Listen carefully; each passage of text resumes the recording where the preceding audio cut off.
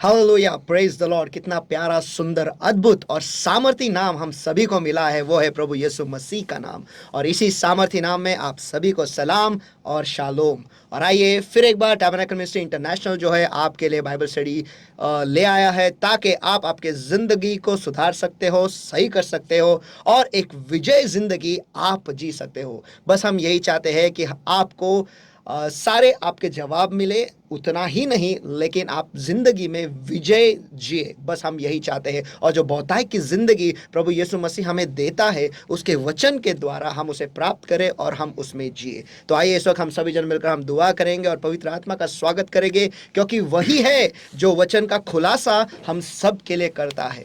हे प्यारे परमेश्वर, इस वक्त हम अपने आप को परमेश्वर आपके सामर्थ्य हाथों में हम सौंप देते हैं। और जो कोई भी इस वक्त हमारे साथ जुड़े हुए हैं परमेश्वर, या फिर जो कोई भी इस वीडियो को देखने वाला है परमेश्वर, उन सभी को इस वक्त आपके दयासन के सामने में ऊंचा उठाता हूँ परमेश्वर। यही दुआ करता हूँ कि हमने किए हुए सारे गुनाहों को तुम माफ कर और आपके पवित्र लहू से धोकर आप हमें साफ करो। और हाँ प्यारे पवित्र आत्मा, इस वक्त हम आपका स्वागत करते हैं परमेश्वर, हम आपका स्वागत करते हैं। हे प्यारे पवित्र आत्मा, आप आओ और इस वचन पर आपका प्रकाश डालो और हमसे बातें करो परमेश्वर, ताकि हमारे जिंदगी में जो अंधियारा है परमेश्वर, आपके वचन के प्रकाश के द्वारा परमेश्वर वो अंधियारा हट जाए और हम सामर्थी बने, हम विजय बने। और जो जिंदगी आप हमें देना चाहते हो परमेश्वर, उस विजय जिंदगी में हम जी पाए परमेश्वर। इसलिए हम आपके पास आए परमेश्वर, हम पर वो कृपा कर, करुणा करके आज जब आप हमसे बातें करोगे परमेश्वर, हमारी समझ खुल जाएगी, हमारे कान खुल जाएंगे और हम आपके वचन को सुन पाएंगे, समझ पाएंगे और हमारे जिंदगी में ग्रहण कर पाएगा और उसे लागू भी कर पाएंगे परमेश्वर। और जैसा आप चाहते हो परमेश्वर, वैसा 100 गुना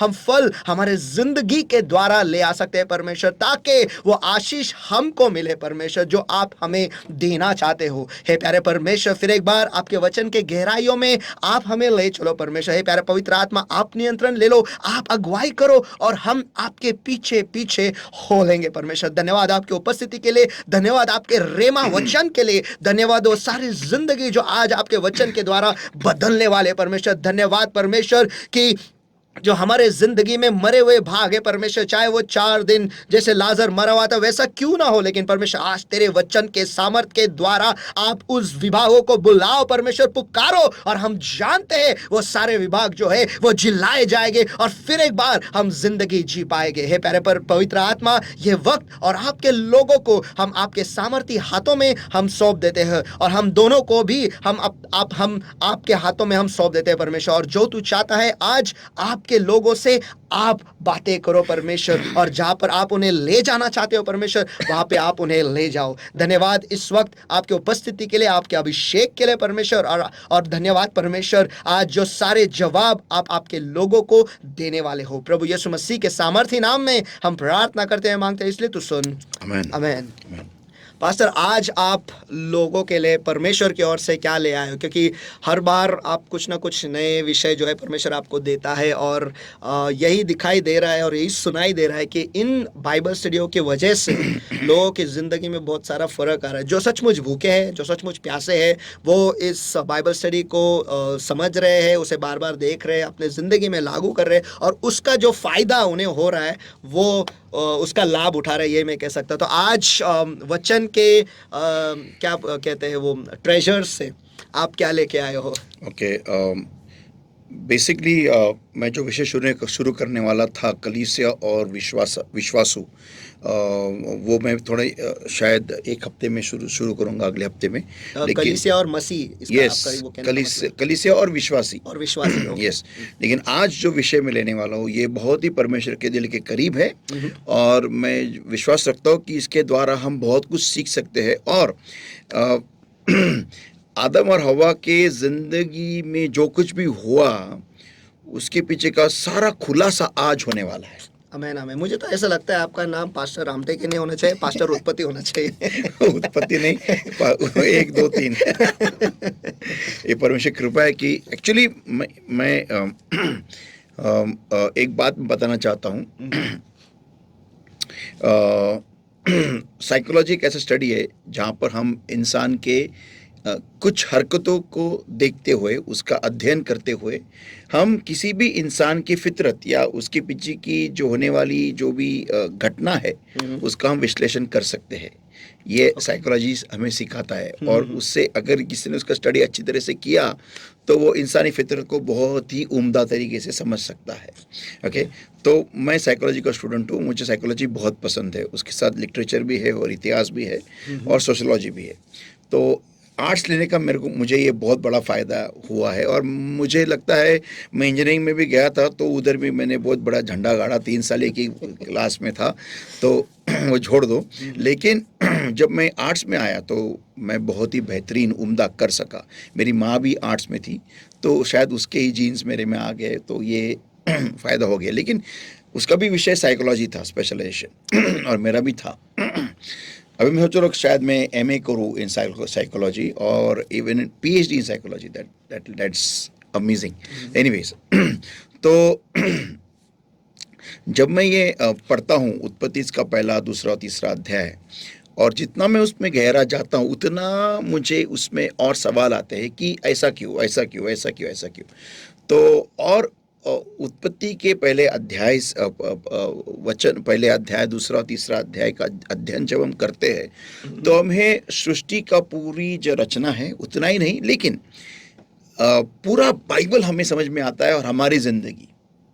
तो शायद मैं ये कह सकता हूँ कि अगर हमने उत्पत्ति पहले अध्याय, पहले, दूसरे, तीसरे अध्याय का अध्ययन ठीक से किया तो हमें पूरा बाइबल समझ में आता है, और हमारी ज़िंदगी भी, और मसीह में हमें कैसा चलना है, कैसा रहना है, क्या करना है और क्या नहीं करना है, ये हमें बहुत ही बेहतरीन उम्दा तरीके से समझ में आएगा। तो आज जो स्टडी है वो उसके बारे में, उससे हम बहुत कुछ आज सीखने वाले हैं। जिस तरीके से आप कह रहे हो पास्टर, वो उत्पत्ति 1, 2, 3 जो अध्याय है वो जिंदगी निकल जाएगी लेकिन वो खत्म नहीं होगा। यस, नहीं होगा, नहीं होगा। इतना गहरा है, बहुत गहरा है। हर एक मसीह व्यक्ति का जिंदगी जो है उसमें पूरी तरह से वो रखा है। प्रॉब्लम ये है ना कि उत्पत्ति दूसरे अध्याय में जो भी लिखा हुआ है वो इतना डीप है, इतना मीन्स वहाँ पर जो घटना घटी है कि आदम और हवा शैतान के साथ बात कर रहे हैं, इस बात में बहुत कुछ छुपा हुआ है, और वहाँ पर मेन प्रॉब्लम की तरह आता है कि उसमें कुछ डिटेल लिखा नहीं है। तो एक साधारण जो मसीह है ना, वो उस पन्नों को सिर्फ उलट के आगे चला जाएगा, क्योंकि उसको उस वहाँ पर क्या हुआ ये समझने के लिए उस इंसान को, उस मसीह को बहुत ही गहरा दुआ में जाना पड़ेगा, बहुत ही गहरे वचनों में जाना पड़ेगा। पूरे बाइबल के सिर्फ दूसरे अध्याय के स्टार्टिंग के 10 या 15, आप तीसरा अध्याय कह रहे हो? सॉरी, तीसरा अध्याय, दूसरा नहीं, तीसरा अध्याय, तीसरे अध्याय में जो भी हुआ है वो समझने के लिए, वो घटना पहले 10-15 वचनों में समझने के लिए जो भी हुआ है, वो समझने के लिए उस बिलीवर को पूरे के पूरे बाइबल में जाना पड़ेगा, पूरा बाइबल को उसको स्टडी करना पड़ेगा, right from book of Genesis to Revelation and Revelation back again to Genesis. तभी उसको तीसरे अध्याय में जो भी हुआ है पहले 15 वचनों में वो समझ में आएगा, नहीं तो नहीं समझ में आएगा। पूरा बाइबल पढ़ना पड़ेगा बस इस 15 वचन को समझने के लिए। यस। लोगों को लगता है कि मैं जब सिर्फ उत्पत्ति पहला, दूसरा अध्याय, तीसरा अध्याय लेता हूँ तो लोगों को लगता होगा कि पास्टर सिर्फ के इतना ही पढ़ते हैं, लेकिन नहीं, ये पहले 3 अध्याय को समझने के लिए मुझे पूरा बाइबल स्टडी करना पड़ता है, और तभी मुझे ये 3 अध्याय समझ में आते हैं। That's the fact. I say it with lot of humility. मैं बहुत ही नम्रता के साथ ये कहता हूँ, क्योंकि मुझे परमेश्वर ने कितना तोड़ा है, कितना मोड़ा है इन सालों में, सिर्फ 3 अध्याय को समझने के लिए मैं जानता हूँ। ये बात भी सही है पास्टर, आपने इतने सारे विषय लिए, इतने साल में आपके साथ रहा हूँ, आपने विषय इतने सारे बदले हैं, अलग अलग विषय, ऐसा भी नहीं कि एक विषय दूसरे विषय से जुड़ा हुआ है, एकदम अलग, लेकिन वहाँ पर भी कैसे ये 3 अध्याय बैठते हैं, सचमुच अद्भुत है। ये मुझे याद है वो सेटन एंड मी था अपने चर्च में, कलीसिया में जो हुआ था, जिसको 18 महीने लगे थे खत्म होने, पूरा होने के लिए। 18 महीने, सबसे लेंदीएस्ट मेरा मैसेज रहेगा वो शायद से, शैतान और मैं, और उसमें भी ये आया था। करेक्ट। तो लेट्स स्टार्ट। आमीन। आज खत्म होना चाहिए ये। मेरा आज का जो विषय है, my today's topic is hiding behind trees.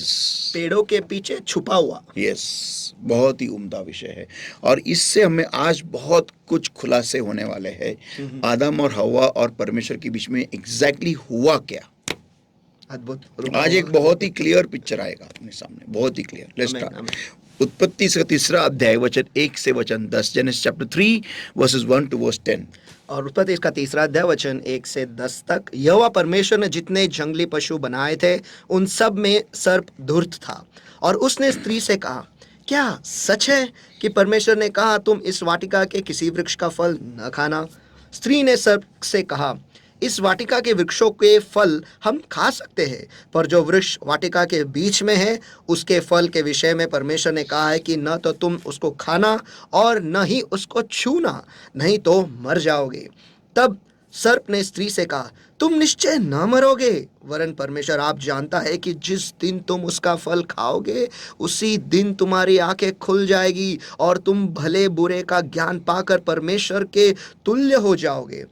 अतः जब स्त्री ने देखा कि उस वृक्ष का फल खाने में अच्छा और देखने में मनभाऊ और बुद्धि देने के लिए चाहने योग्य भी है, तब उसने उसमें से तोड़कर खाया और अपने पति को भी दिया जो उसके साथ था, और उसने भी खाया।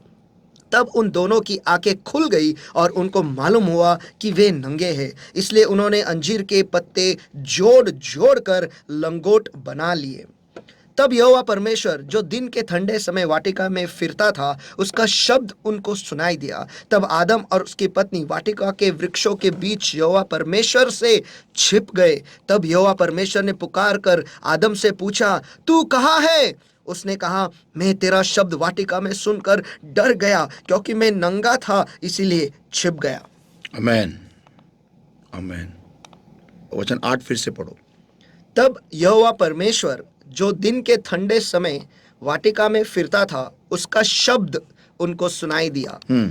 तब आदम और उसकी पत्नी वाटिका के वृक्षों के बीच यहोवा परमेश्वर से छिप गए। वृक्षों के बीच। शॉकिंग है ना? जी हाँ। अब मेरा सवाल ये है, मेरे कुछ सवाल है। I'll first read the questions.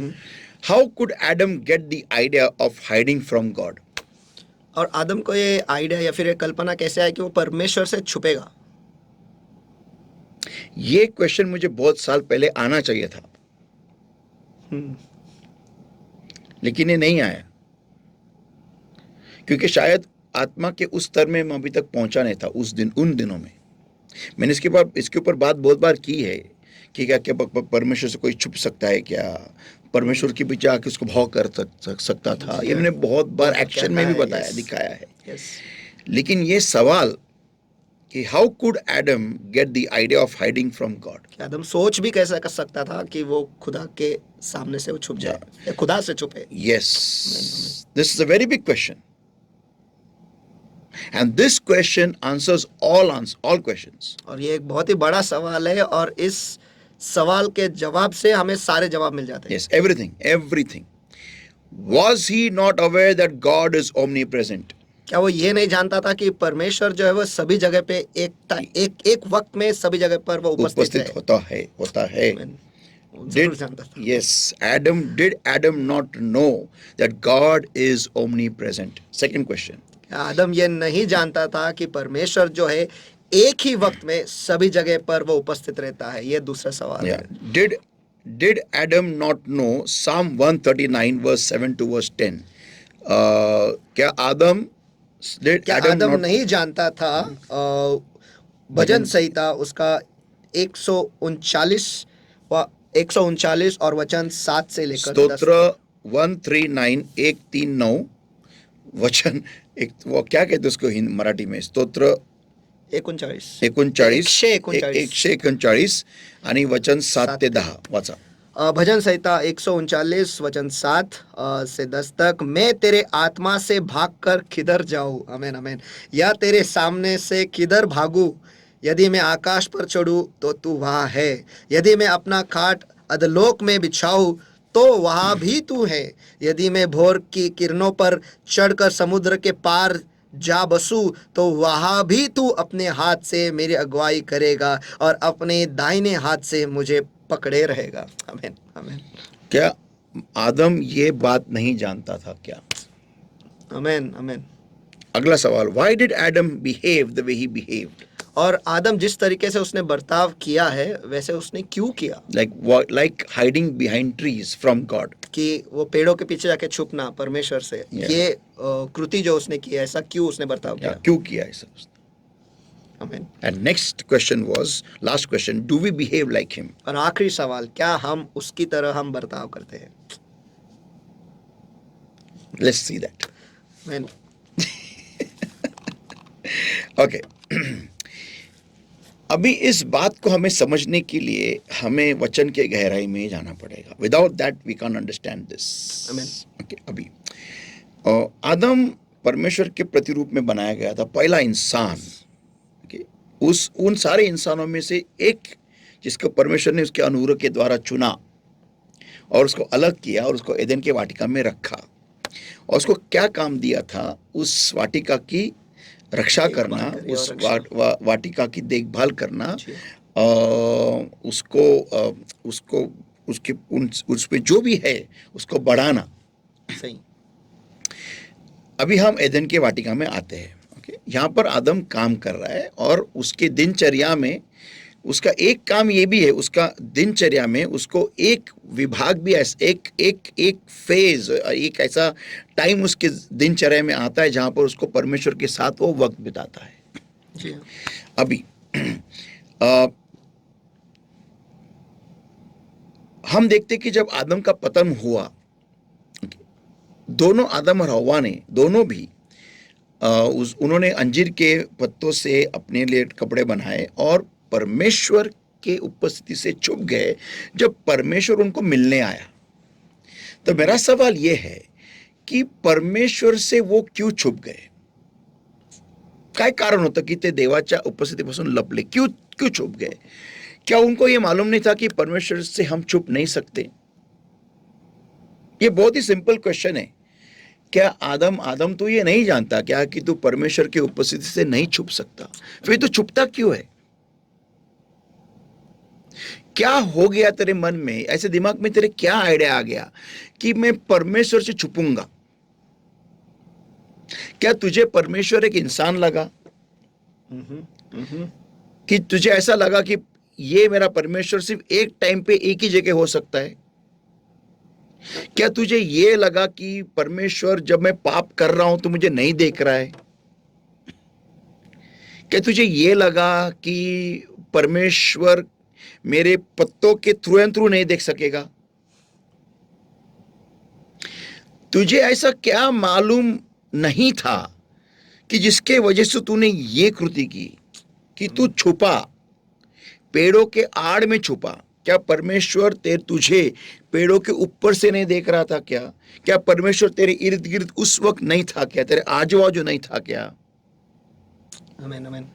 ऐसे तेरे दिमाग में क्या तुझे मालूम था या क्या तुझे नहीं मालूम था कि तूने ये एक्शन की? राइट ना? सही है. ओके. तो अगर मैं इस बात को जरा और डाइसेक्ट करूं और ओपन करूं और उसको फैलाऊं, तो फिर मैं इस बात के ऊपर आ सकता हूं कि आदम एक ऐसा बंदा था जो परमेश्वर के महिमा में तो बनाया गया, लेकिन वो हर एक इंसान की तरह है, हर एक विश्वासी की तरह है जो कलीसिया में तो आता है, जो परमेश्वर यीशु मसीह में तो आता है, लेकिन वो परमेश्वर को जानने में अपना वक्त नहीं बिताता. क्या बोला मैंने? जो परमेश्वर को जानने में, to know God, he or she does not spend time to know God. परमेश्वर को जानने में वो अपना वक्त नहीं बिताते. परमेश्वर का स्टडी नहीं करते. मैंने क्या कहा? परमेश्वर के बारे में नहीं, परमेश्वर का अध्ययन नहीं करते. परमेश्वराचा अभ्यास, परमेश्वराबद्दल नाही, परमेश्वराचा अभ्यास नाही करत की माझा देव कसा आहे, माझा देव कोण आहे, माझा देव काय काय करू शकतो, माझ्या देवाच्या सामर्थ्यामध्ये काय काय आहे, मेरे परमेश्वर के सामर्थ्य में क्या क्या है, मेरा खुदा क्या क्या कर सकता है, मेरा खुदा कैसा है, क्या है, कौन है, क्यों है, उसने क्या क्या किया है, उसके बारे में नहीं, उसका अध्ययन.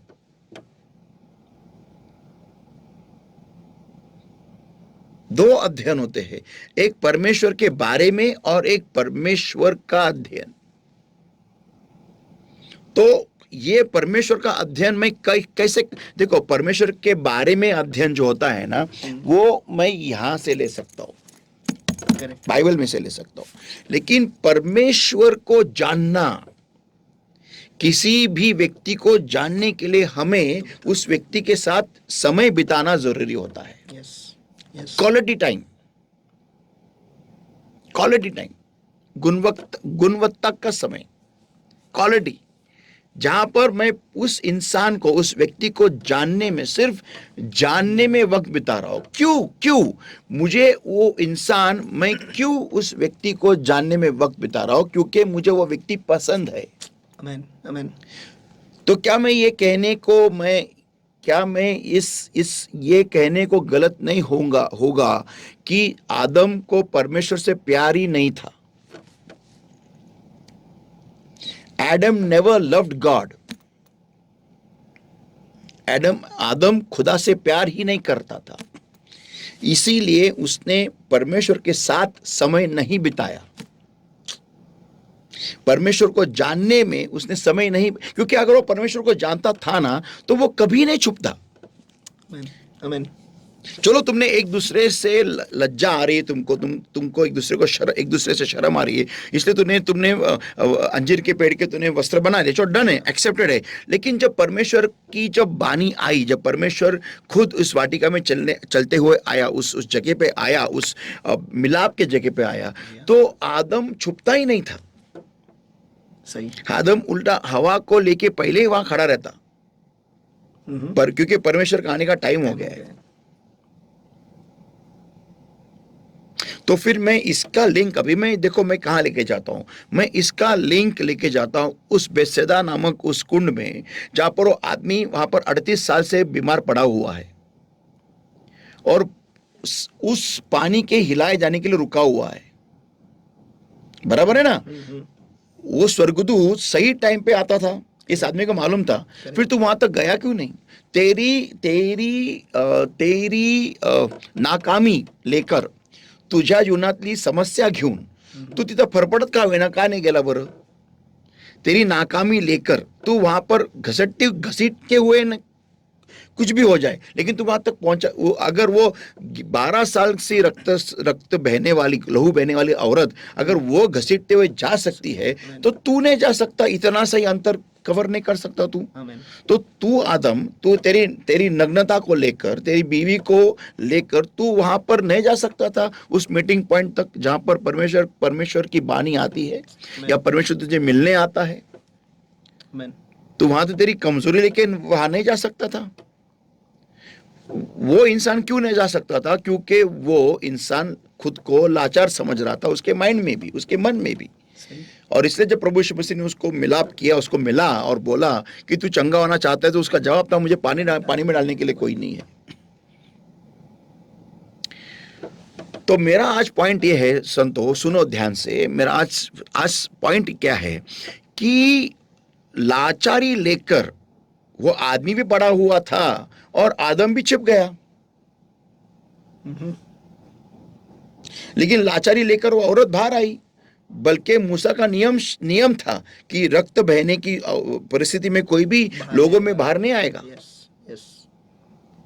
तो तुम्हारी जो लाचारी लेकर तुम अगर वो औरत परमेश्वर का वो भाग जानती थी जो आदम भी नहीं जानता था और ये आदमी भी नहीं जानता था, 38 साल से बीमार आदमी, और वो ये था कि परमेश्वर दयालु है, माफी करने वाला है। मैं भले नियम शास्त्रों को तोड़ते हुए आओगी, लेकिन मेरे को कोई दंड नहीं मिलेगा। वो उस औरत को गारंटी थी। दंड के डर से वो औरत घर में नहीं बैठी रही, नहीं पड़ी रही उसकी मृत्यु की शैया पर। या फिर आदम के भाषा में कहे, दंड के डर से वो पेड़ों के पीछे छुपी नहीं रही, क्योंकि वो परमेश्वर को जानती। उसकी बीमारी ने उसको परमेश्वर से पहचान करा की दी नई तरीके से। आमेन, आमेन। जो कि उस समय वो नियम होते हुए भी तो नियम तिथं होता की जो रक्तस्राव घेऊन लोकांना अशुद्ध करील त्या व्यक्तीला तुम्ही मारून टाका किंवा त्याला तुम्ही फेकून द्या बाहेर इस्रायलच्या तंबूच्या बाहेर. तो नियम तिथं असताना सुद्धा त्या स्त्रीने त्या देवाला असं ओळखलं ज्या देवाला आदामानी आणि ह्या 38 वर्ष दुखणेकरी माणसांनी ओळखलं नाही. आमेन. अब मुझे बताओ मैं बाइबल में से कहां चला गया, ये सिर्फ इतना बात समझने के लिए. आमेन आमेन. और एक और बात कही पास्टर आपने कि आदम का एक दिनचर्या में एक वक्त होता है जहाँ पे वो परमेश्वर से मिलता है, लेकिन वो तो परमेश्वर के महिमा में ढका हुआ था. और हमेशा हम कहते हैं कि 24 घंटे 7 दिन हमें परमेश्वर के साथ जुड़ा रहना है. और वो तो मैं इस बात के ऊपर आ रहा हूँ. मुझे कभी कभी ऐसा लगता था कि आदम के लिए जब आदम का लाइफ में देखता हूँ ना कि उसको इतनी बड़ा एक देश दिया गया अकेले इंसान को, वो पूरा का पूरा वो हैंडल करने के लिए. और जब मैं देखता हूँ कि उसको महिमा में ढका हुआ था, ओके, टोटल ग्लोरी में, जब मूसा पर्वत से नीचे उतर आया तो उसका सिर्फ चेहरा झलक रहा था. इतना कि उसको वेल लगाना पड़ा खुद के ऊपर ताकि लोग उसके पास देख सके और बात कर सके. तो सोचो आदम का क्या लाइफ होगा. आमीन. और क्या पावर रहेगी उसके ऊपर. ओके, तो मेरा एक सवाल है. पहले दूसरे आदम को जब उसने उपास और प्रार्थना की, वो यीशु मसीह के बारे में बात कर रहा हूँ, और जब उसकी दुआ खत्म हो गई तो हम देखते हैं कि वो जब शैतान द्वारा वो जब मोहित होने की जब वो परीक्षा, वो टाइम चला गया, उसके बाद में स्वर्गदूत आए और यीशु मसीह की वो सेवकाई करने लगे.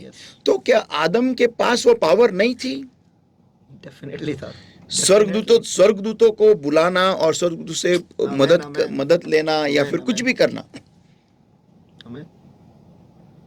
He had that. Yes.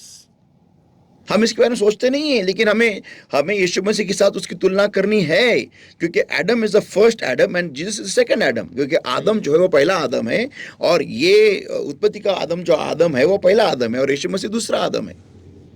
और गेत्सेमनी के बाग में भी प्रभु यीशु मसीह कहता है कि क्या अगर मैं पिता से कहूँ तो वो स्वर्गदूत के सेनाओं को नहीं भेजेगा. एब्सोल्युटली. आमीन आमीन. तो बेसिकली आदम ने जो ये हरकत की, परमेश्वर से झाड़ियों के पीछे छुपना, इसके पीछे के 2 कारण हैं. पहली बात तो इसके 2 मतलब निकलते. पहला तो फिजिकल मतलब जो एक्चुअल कारण है वो, और दूसरा है कि उसका आध्यात्मिक कारण भी है कि हम जब दुआ नहीं करते, हम कुछ भी फजूल के कारण बताते हैं कि मैं बिजी था, मेरे को नौकरी थी, मेरा ये था, मेरा वो था, मेरे को टाइम ही नहीं था, इसलिए मैं दुआ नहीं कर सका. तो वो जो पेड़ थे वो आदम के लिए आशीष थे. ओके, तो हम हमारे आशीषों में बिजी हो जाते हैं और इसलिए दुआ का टाइम मिस करते हैं. ये उसका आध्यात्मिक कारण है. आध्यात्मिक मतलब है उसका. आत्मिक मतलब त्याचा हा निघतो, आत्मिक अर्थ, की मी माझ्या आशीर्वादामध्ये एवढा बिझी झालो, तू देवा मला नवीन गाडी दिली आणि ती गाडी चमकवण्यामध्ये मी एवढा बिझी झालो की मी प्रार्थना नाही करू शकलो. तुम्हाला नवीन नोकरी दिली म्हणून मी चर्चला येऊ शकत नाही. तुम्हाला नवीन नोकरी दिली म्हणून मी आज प्रार्थनेला बसू शकलो नाही. तुम्हाला नवीन बिझनेस दिला म्हणून मी एवढा बिझी झालो, एवढा मला प्रॉफिट येतोय की म्हणून मी प्रार्थना सकाळची करू शकत नाही. प्रभू, हे आशीर्वादांमागे लपणं, कारण आदामसाठी ते झाडं पण आशीर्वाद होते. आमेन. और म्हणून त्याच्या मागे लपला. प्रार्थनाहीन जीवन म्हणजे देवाच्या उपस्थितीपासून लपणं म्हणजे प्रार्थनाहीन जीवन, हा आत्मिक अर्थ झाला.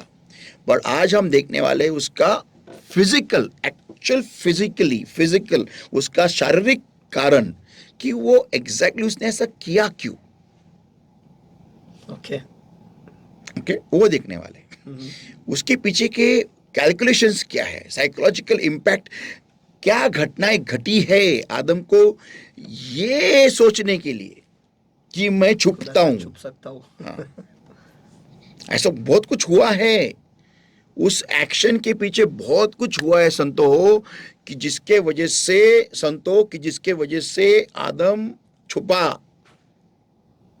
ये इतना आसान मत समझो. एक बहुत ही टेरेबल डोमिनो इफेक्ट है उसका. चलो हम देखते आज. So let's read Psalm 1 verse 4. भजन संहिता 1 और वचन 4। या व्हाट इज इन मराठी? स्तोत्र संहिता स्तोत्र 1 वचन संहिता 4। 1:4। दुष्ट लोग ऐसे नहीं होते, वे उस भूसी के समान होते हैं जो पवन से उड़ाई जाती है। कुछ ही दिन पहले हमने देखा द चैफ हमारे कलीसिया में। यस। भूसा, वो भूसा, भूसा क्या होता है? जो गेहूं के उस दाने पर एक कवच बन के बैठा रहता है। वो उस डहनी पे तो होता है जहां पर उसको खाद मिल रहा है, पानी मिल रहा है, सब कुछ है, लेकिन वो निर्णय लेता है सूखा रहने का। वो खुद निर्णय लेता है सूखा रहने का। क्या आदम ऐसा हो रहा था क्या एदन के वाटिका में?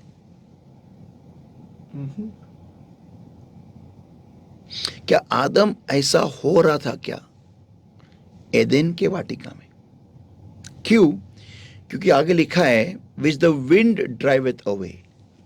आमीन। जो पवन से उड़ाई जाती है। हाँ, और हमने देखा था कि पवन, कौन सी पवन यहाँ लिखा है? वो है वो पवन जो आंधी के समान आती है।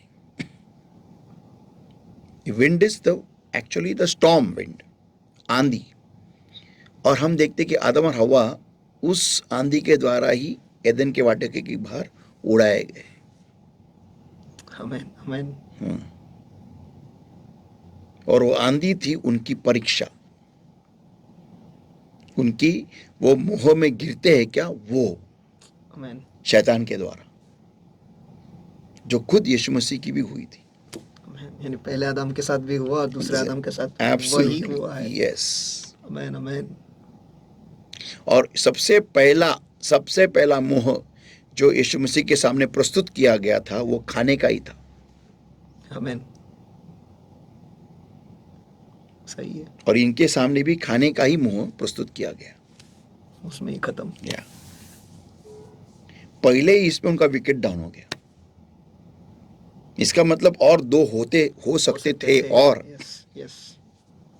लेकिन पहले में अगर विकेट डाउन हो गया तो बाकी दो की जरूरत है ही नहीं। ओके, अभी प्रॉब्लम अभी स्टार्ट होता है यहां से हमारा मैसेज कि आदम एग्जैक्टली कर क्या रहा था कि जिसके वजह से वो ऐसा बन गया कि वो ये सोच सकता है कि मैं परमेश्वर से छुपूंगा। आइए हम देखते अय्यूब इसका 18वां अध्याय वचन 5 से आगे, योब ह्याचा 18वां अध्याय वचन 5 पासून पुढे, Job 18:1-8 verse 5 onwards. Come on. अय्यूब इसका 18वां अध्याय वचन 5 से आगे। अभी धीरे जाओ, एंजॉय करेंगे, चलो। तो भी दुष्टों का दीपक बुझ जाएगा।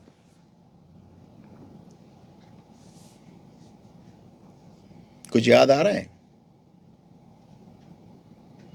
उनका दीपक बुझ जाएगा, ये तो 10 कुंवारियों के। एब्सोल्युटली। अभी उत्पत्ति पहला अध्याय वचन 1, पहला दूसरा तीसरा अध्याय, मैथ्यू 20:25, जोब 18 बाउंस टू 25, मैथ्यू। आमीन। पढ़ो। तो भी दुष्टों का दीपक बुझ जाएगा और उसकी आग की लौ न चमकेगी। कुछ याद आ रहा है? वही उनके दिए तो बुझ गए। The journey towards heaven message, yes. 10 कुमारियां। आमीन आमीन। 10 कुमारियां निकली प्रभु से मिलने। क्या वो जलती मशाले हाथ में लिए उद्धार की राह पर। क्लास, क्या गाना है, अमेजिंग। देखो इधर, हाँ आगे। उसके डेरे में का उजियाला अंधेरा हो जाएगा और उसके ऊपर का दिया बुझ जाएगा। आगे। आमीन। उसके बड़े बड़े फाल छोटे हो जाएंगे और वह अपनी ही युक्ति के द्वारा गिरेंगे। एक minute. The vigour of his step is weakened, his own schemes throw him down. हमें ये अभी मैं NIV में पढ़ रहा हूँ, मैं इसका मैं इसमें पढ़ूंगा अभी किंग जेम्स में भी। Okay, verse 7, the steps of his strength shall be straitened and his own counsel shall cast him down. उसके ही सामर्थ के कदम जो है वो कमजोर हो जाएंगे और उसकी ही सलाह उसे नीचे गिरा देगी। उसकी ही सलाह, आमीन। His own counsel yes shall cast him down. Yes. तो अभी आदम और हवा, अभी हम पिक्चर में लाते हैं आदम और हवा एदन की वाटिका में रह रहे हैं और उसकी ही सलाह उसे नीचे ले आएगी। क्यों वो पेड़ के पास चले गए? आमीन। उन्होंने बोला होगा चलो। अभी आगे देखो क्या लिखा है, वर्स 8। वह अपना ही पाँव जाल में फंसाएगा, वह फंदों पर चलता है। आमीन। वो फंदों पर चलता है, वो अपना ही पाँव जाल में फंसाएगा। Yes. What is the verse about sin? Sin के बारे में क्या लिखा है की मनुष्य आपल्याच वासनेने ओढलेला व भुलवलेला असा पापात पडतो। Yes. तो ये यहाँ पर लागू हो रहा है राइट फ्रॉम जेनेसिस चैप्टर 3। तो अभी हम पिक्चराइज करते हैं आदम और हवा को एदन के वाटिका में बैठे हुए हैं और उनका ध्यान उस पेड़ के ऊपर गया हुआ है। क्यों उस पेड़ के ऊपर गया हुआ है अभी हमको आगे मालूम पड़ेगा। आगे पढ़ो।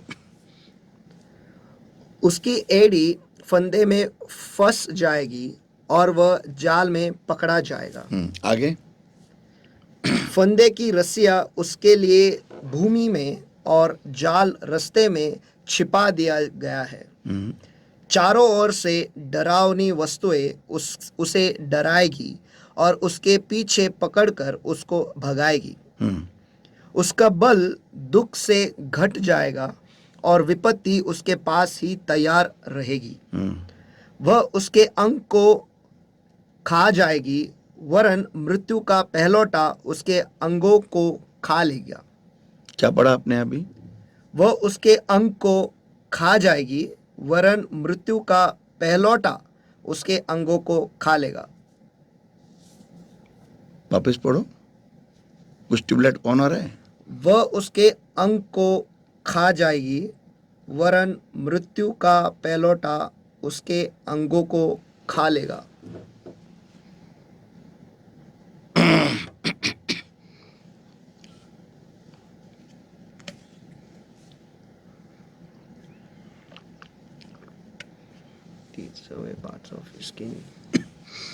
मृत्यु का पहलौटा उसके अंगों को खा लेगा। मृत्यु का पहलौटा तो शैतान है, उसके अंगों को खा लेगा। Can able.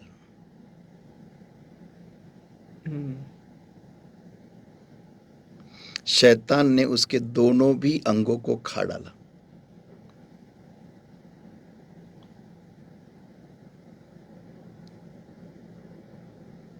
और ये किसके साथ हो रहा है ये बाद में हम पढ़ेंगे। आगे पढ़ो। अच्छा। अपने जिस डेरे का भरोसा वह करता है उससे वह छीन लिया जाएगा और वह भयंकरता के राजा के पास पहुंचाया जाएगा। जो उसके यहाँ का नहीं है वह उसके डेरे में वास करेगा। जो उसके यहाँ का नहीं है वो उसके डेरे में वास करेगा। आगे। और उसके घर पर गंधक चितराई जाएगी। कुछ ध्यान में आ रहा है? जो उसके यहाँ का नहीं है लेकिन उसके कुछ मूर्खता के वजह से वो उसके डेरे में वास करेगा। एदेन में शैतान को नहीं जाना चाहिए था, नहीं आना ही नहीं चाहिए था। लेकिन आदम की कुछ मूर्खता के वजह से, कुछ चीजों के वजह से, हम देखने वाले आगे क्या है वो, शैतान को एंट्री वहां मिल गई। आगे। और वो क्या करेगा उधर? और उसके घर पर गंधक चितराई जाएगी। The essence of Satan is sulfur. Burning sulfur is scattered. Yes.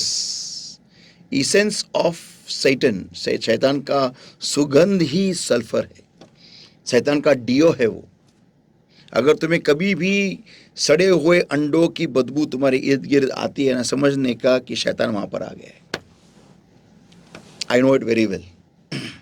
The essence of Satan is sulfur. आगे। उसकी जड़ तो सूख जाएगी और डालियां कट जाएगी, पृथ्वी पर से उसका स्मरण मिट जाएगा और बाजार में उसका नाम कभी न सुन पड़ेगा। वह उजियाले से अंधियारे में ढकेल दिया जाएगा और जगत में से भी भगाया जाएगा। उसके कुटुंबियों में उसके कोई पुत्र पौत्र न रहेगा और जहाँ वह रहता था वहाँ कोई बचा न रहेगा। उसका दिन देखकर पश्चिम के लोग भयाकुल होंगे और पूर्व के निवासियों के रोए खड़े हो जाएंगे। निसंदेह कुटिल लोगों के निवास ऐसे हो जाते हैं और जिसको परमेश्वर का ज्ञान नहीं रहता उसका स्थान ऐसे ही हो जाता है। He surely such is the dwelling of an evil man, such is the place of the one who does not know God.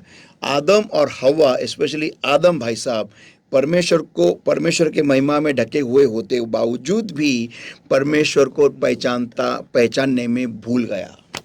परमेश्वर को जानने में उसने समय नहीं बिताया, परमेश्वर को पहचानने में उसने समय नहीं बिताया। उन सारे विश्वासियों के समान है जो हमारे कलीसिया में आ जाते हैं, जो वहां के सिर्फ आके बैठते हैं, जिनको से परमेश्वर से उनको से जवाब चाहिए, आशीष चाहिए, लेकिन वो उस खुदा को जानने में अपना समय नहीं बिताते, खुदा को पहचानने में अपना समय नहीं बिताते, खुदा का अध्ययन नहीं करते कि मेरा खुदा कैसा है, उसको क्या पसंद है, उसको क्या पसंद नहीं है, वो क्या चाहता है, वो कैसा है, वो क्या क्या कर सकता है, वो कितना अनोखा है, मैं उसके साथ बैठ के मैं आज सुनूंगा।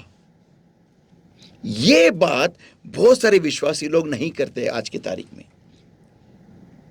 इसीलिए आदम को ये आइडिया आया कि मैं परमेश्वर से छुप सकता हूं पेड़ों के पीछे जाके, क्योंकि वो ये बात नहीं जानता था कि परमेश्वर सभी जगह पे एक समय पर उपस्थित होता है। आमीन आमीन। और इससे एक बात और एक याद आ रहा है पास्टर कि वचन कहता है कि जो उनके परमेश्वर को जानते हैं वो महान कार्य करेगा। जैसा आपने कहा, क्या आदम फिर स्वर्गदूतों को बुलाकर वो काम नहीं करवा सकता था और वो खुद परमेश्वर को जानने में अपना वक्त बिता सकता था? एब्सोल्युटली। लेकिन उसने नहीं किया ये, क्योंकि वो उसने परमेश्वर को जानने में टाइम ही नहीं बिताया है। और इसके वजह से यही कारण है कि वो परमेश्वर से अपनी पत्नी को बार बार मिलाप करने नहीं लेके गया।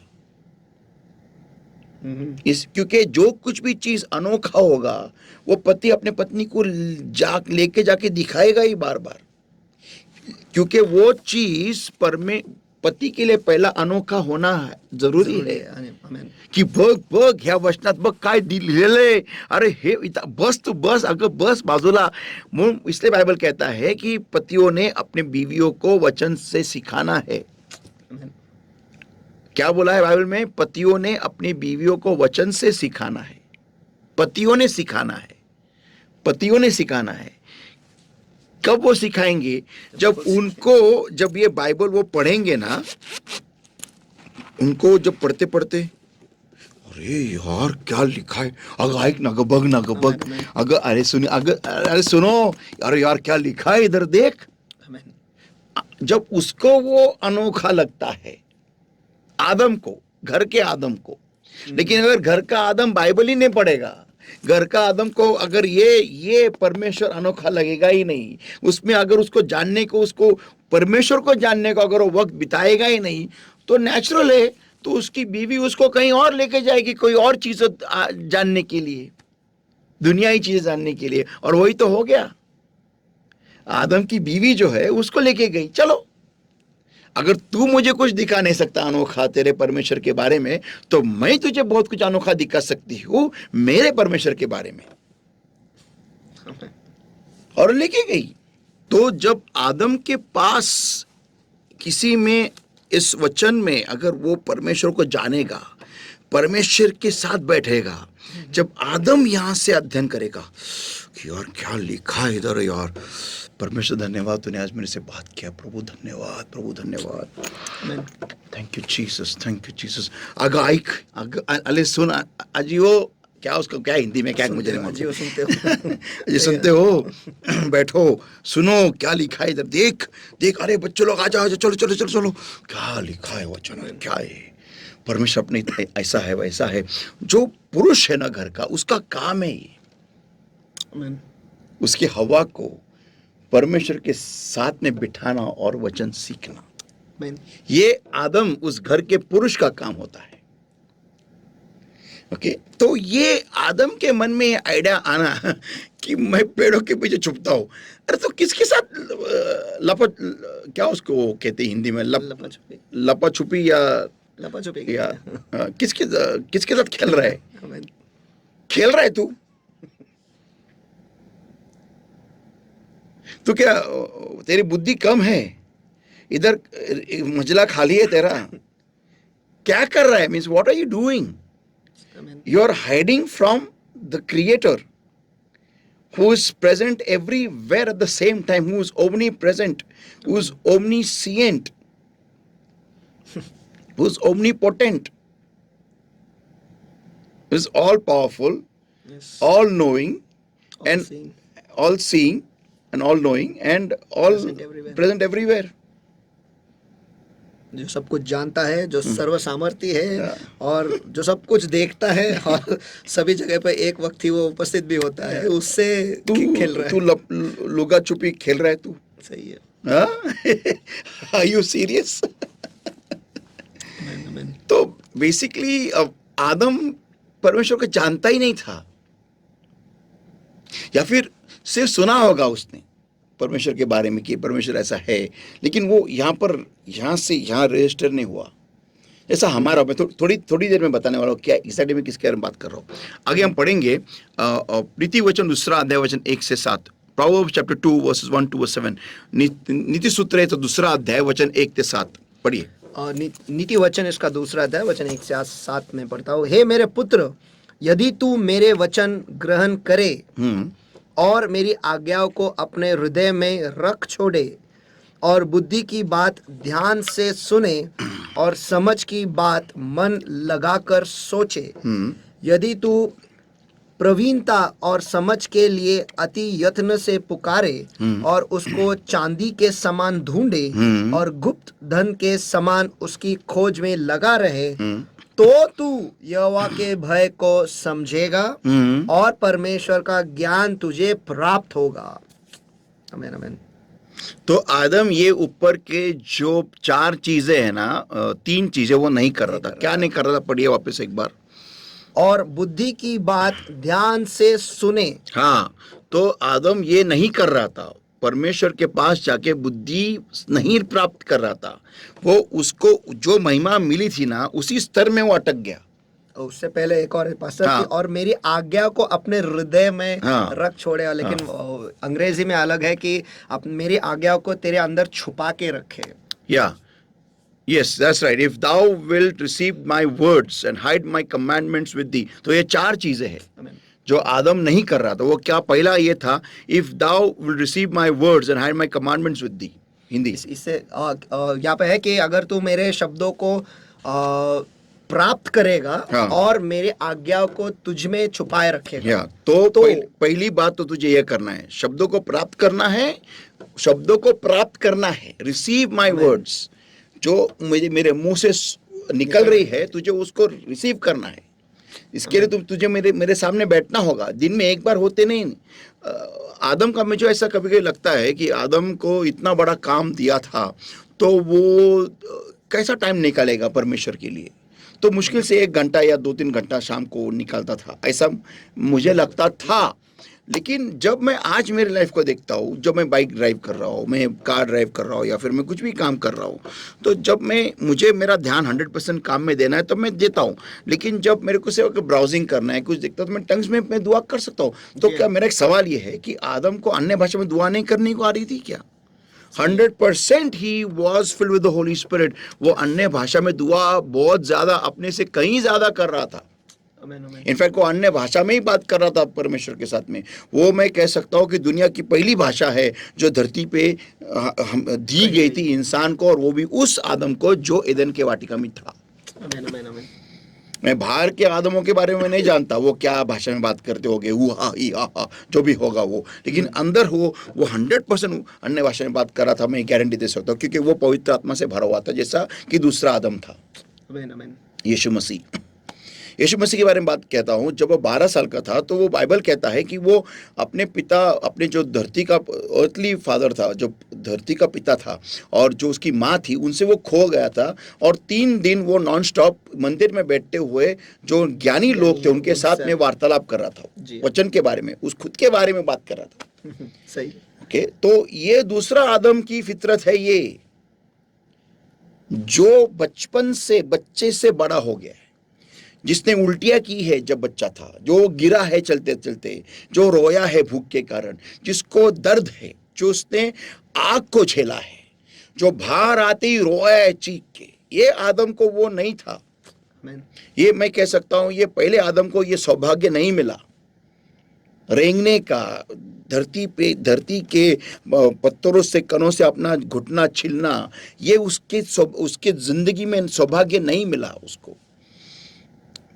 बुखार आना, बीमार गिरना, बड़े होने का सौभाग्य, बड़े होने का, जब इंसान बड़ा होता है वो बहुत कुछ सीखता है, बहुत कुछ सीखते सीखते उसको बहुत कुछ छोड़ना पड़ता है और बहुत कुछ प्राप्त करना पड़ता है, बहुत कुछ उसको अपने जिंदगी में बर्ताव लाना पड़ता है अच्छी चीजों का बढ़ने के लिए, तभी इंसान को जिंदगी की अहमियत समझ में आती है।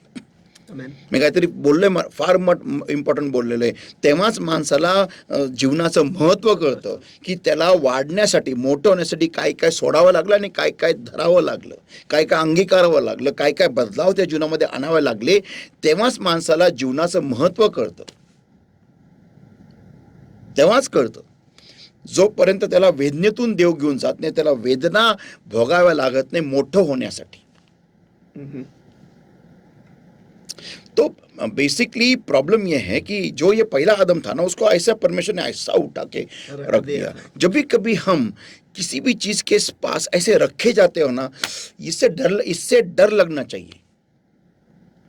ये खोने की फितरत ज्यादा है, ये खोने की चांसेस हमारी जिंदगी में बहुत है, ये ऐसा ऐसा उठाया जाना कि उसके लिए कीमत अदा नहीं होती। यस, क्यों? क्योंकि जिस चीज के लिए हमें कीमत हम नहीं भरते ना, हम उस चीज को कभी भी संभाल नहीं सकेंगे, हमेशा खो डालेंगे। और परमेश्वर की ये हरगिज इच्छा नहीं है कि हम जो कलीसिया उसकी है उसको स्वर्ग ऐसे ही मिले, नहीं। हाँ, प्रभु यीशु मसीह ने अपना लहू बहाया है, सब कुछ किया है, लेकिन हमें अभी हमारी बारी है उसके प्यार का जवाब देने के लिए। सही। तो बेसिकली परमेश्वर के अल्फाजों को सुनने के लिए और स्वीकारने के लिए हमें परमेश्वर के सामने बैठना पड़ेगा। फिर आगे लिखा है, and hide my commandments with hide it, छुपाना है, एक हीरे मोती जवाहरात के समान छुपाना है।